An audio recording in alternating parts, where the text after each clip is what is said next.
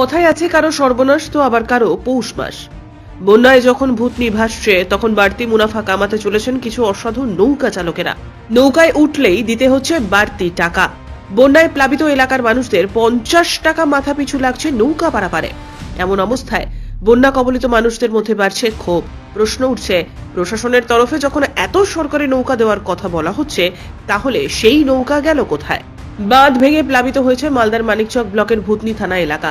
3টি গ্রাম পঞ্চায়েতের সর্বত্রই জল ঢুকে থই থই করছে জল। সমস্যার মধ্যে রয়েছেন বিস্তীর্ণ এলাকার মানুষ। প্রয়োজনীয় কাজে প্লাবিত এলাকা থেকে নৌকায় করে ভূতনি ব্রিজ এলাকায় পৌঁছতে হচ্ছে মানুষকে। কিন্তু এই প্লাবিত এলাকা দিয়ে নৌকা করে আসতে হলে মাথাপিছু লাগছে 50 টাকা। বাড়তি মুনাফা লাভের এই চক্রের ঘটনা প্রকাশ্যে আসতেই বন্যা কবলিত মানুষেরা এলাকার জনপ্রতিনিধিদের দিকে অভিযোগের আঙ্গুল তুলেছেন। সরকারি দেওয়া নৌকাগুলি এলাকায় পঞ্চায়েতের প্রধান, পঞ্চায়েতে নির্বাচিত সদস্যরা নিজেদের ব্যবহার করার ক্ষেত্রে রেখে দিয়েছেন বলে উঠছে অভিযোগ। সাধারণ মানুষকে 50 টাকার বিনিময়ে নৌকায় উঠতে হচ্ছে। সরকারিভাবে মানুষ যাতায়াতের সুব্যবস্থা হোক সেই দাবি করছেন প্লাবিত এলাকার বাসিন্দারা। এ বিষয়ে 2 নৌকা পারাপার হওয়া যাত্রী জানালেন, গ্রামের অবস্থা খুবই খারাপ। কি অবস্থা দেখলেন? আমি তো ভিতরে থাকছি, ভিতর থেকে এত অবস্থা খারাপ দেখি না কোনো কিছু প্রশাসনের দিক থেকে, না কোনো সাহায্য, না আর কোনো কিছু পৌঁছাচ্ছে না।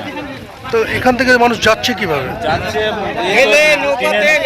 ট্রেনের নৌকা আছে, প্লাস তার মধ্যে নৌকা দিয়েছে, ঠিক মতো যাতায়াত করতে পারছে না। তার মধ্যেও মানুষ ক টাকা করে নিচ্ছে নৌকাগুলো? 50 টাকা করে নিচ্ছে এক একজনের 50।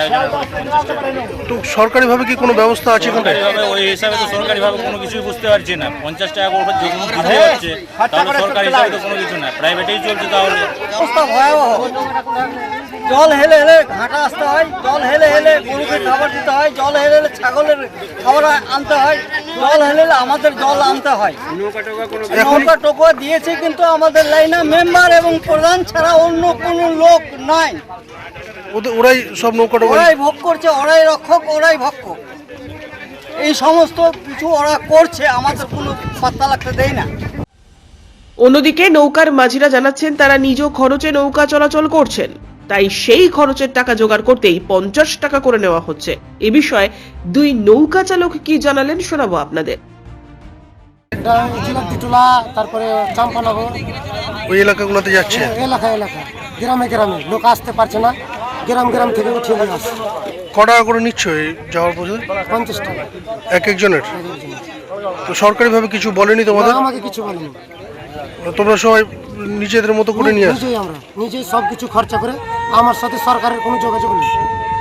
এরকম সবই নৌকার এরকম অবস্থা? ওটা বলতে পারবো না, আমি নিজেরটা বললাম। এরকম কিছু বলেনি, কিছু বলেনি। বিধায়িকা সাবিত্রী মিত্র এ প্রসঙ্গে মন্তব্য করতে গিয়ে বলেন, বললাম মাঝিদেরও টাকার দরকার আছে, কিন্তু ভূতনির যে অবস্থা আছে, ছাত্র স্টুডেন্ট ডাক্তার মেয়ে ছেলে ডাক্তার দেখাতে যাবে, সেইখানে ওরা টাকা 50 টাকা নিবে কেন? সেটা হবে না। আইদার গাড়ি তুমি চালাও, না চালাও। কারণ কথা হচ্ছে গরিব মানুষ কোথা থেকে দিবে? এখন না কোনো কাজ আছে না, কাজ ওদের কৃষিজীবী বন্ধ, আসল তো কৃষিজীবী, সেটা তো বন্ধ মোটামুটি। ছেলে পেলে একটু পড়তে যাবে, টিউশন আছে, মাস্টার, ওর পরীক্ষা আছে কাউরি, কোনো মেয়ে ছেলে হয়তো আরেকটা পরীক্ষা দিতে যাবে, পারছে না যেতে, মায়েরা যেতে পারছে না। প্রসব যন্ত্রণা যদি একটা মা আসে, একটা ব্ল্যাকমেল করে ভাড়া নেওয়া, এইটা হবে না। আমি আমাদের মেজবাবুকে বললাম আমাদের লিস্ট করে দিন, আমাদের পঞ্চায়েত সমিতিকে দিবেন, আমি সেটা নিয়ে বিদের সাথে বসে সিদ্ধান্ত নেব। ওইভাবে 50 টাকা মানে কাউরি পৌষ মাস আর কাউরি সর্বনাশ আর কাউরি পৌষ মাস, এটা হবে। চলুক ওদেরও চলুক, সরকারি নৌকা কতটা দেওয়া যায় ওটাই আমি দেখছি। মালদা থেকে পরিতোষ সরকারের প্রতিবেদন, নিউজ টুডে।